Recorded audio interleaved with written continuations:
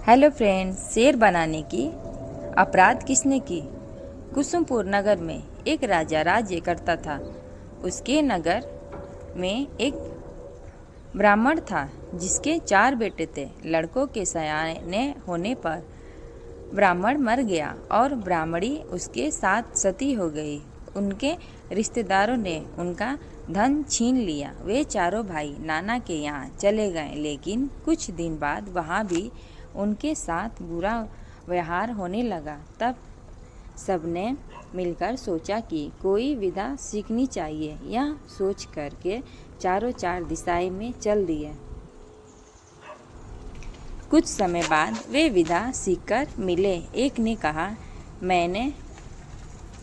मैंने ऐसी विधा सीखी है कि मैं मरे हुए प्राणी की हड्डियां पर मांस चढ़ा सकता हूँ। दूसरे ने कहा, मैं उसके खाल और बाल पैदा कर सकता हूँ। तीसरे ने कहा, मैं उसके सारे अंग बना सकता हूँ। चौथे बोला, मैं उसमें जान डाल सकता हूँ।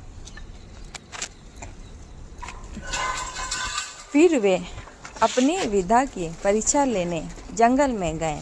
वहाँ उन्हें एक मरे शेर की हड्डियाँ मिली। उन्होंने उसे बिना पहचाने ही उठा लिया। एक ने मांस डाला, दूसरे ने खाल और तीसरे ने बाल पैदा किए। तीसरे ने सारे अंग बनाए और चौथे ने उसमें प्राण डाल दिए। शेर जीवित हो उठा और सबको खा गया। यह कथा सुनकर बेताल बोला, हे राजा, बताओ कि उन चारों में शेर बनाने का अपराध किसने किया। राजा ने कहा, जिसने प्राण डाले उसने, क्योंकि बाकी 3 को यह पता ही नहीं था कि वे शेर बना रहा है, इसलिए उनका कोई दोष नहीं है।